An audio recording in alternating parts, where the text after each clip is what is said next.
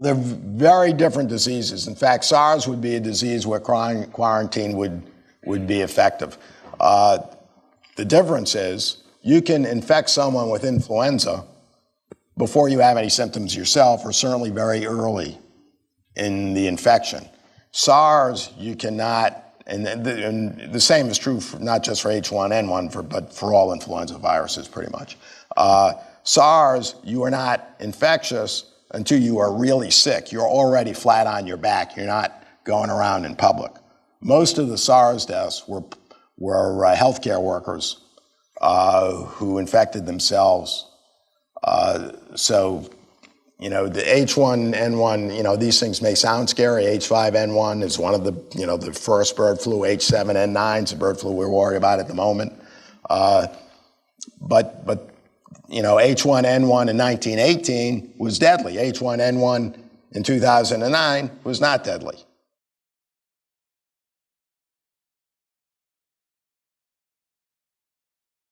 The World Health Organization has a pretty decent, it's not great, surveillance system. I say it's not great because there are a lot of countries that do not participate. You know, most of the world does participate in the surveillance system.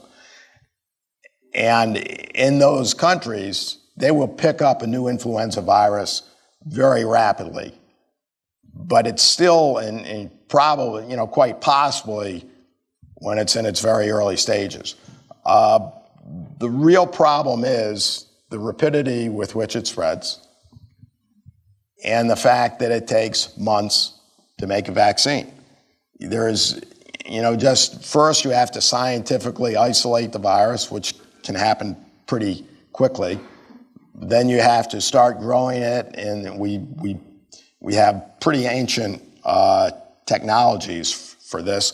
One of the things that happened after bird flu surfaced was a lot of money went into faster production technologies for vaccine. But by the time you distribute it around the world and administer it, you know, tens and millions of doses, you're still talking about probably a best case of 6 months.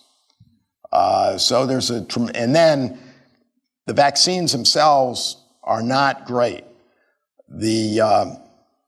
Since 2003, your seasonal influenza vaccine has ranged from 10% effective to 61% effective. 61% is the highest in roughly close to the last 20 years.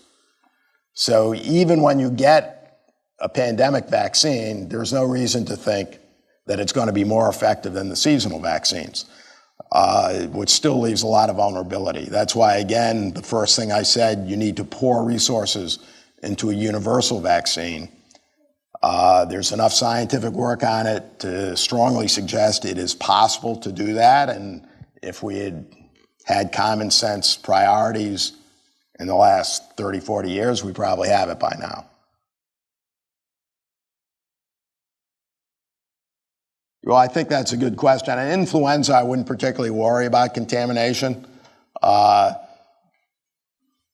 You know, the virus can survive. There are other things where it would be a problem, but for influenza, not much. I mean, the virus can survive outside the body.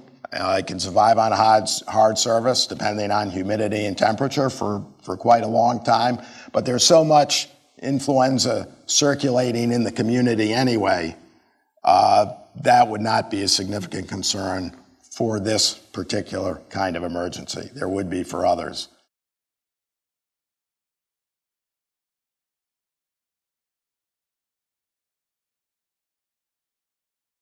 There are some pretty good guidelines that I would, you know, as I said, I participated in part of the planning, so obviously I'm going to say what I already said is good. Yeah, but CDC has some, and I don't want to imply that I dictated it. I was just one of, you know, 100 people who had anything to say about it. I think their guidelines are pretty good, and you can find that on their website. In terms of the private sector, a lot of companies have put after bird flu surfaced, put a tremendous amount of energy into trying to figure out how to preserve, you know, their business continuity and the supply chains. The problem is, you know, the planning is, one thing: planning does not equal preparation. Number one, at the very least, it has to be tabletop games. And those things have to be taken seriously. And beyond that, the people at the top have to be invested in it. As I said, I think the biggest challenge to an emergency manager in something like influenza is to get the person who makes a decision to do so rationally rather than to whatever they see as their political advantage or out of their instinctive that may or may not be correct.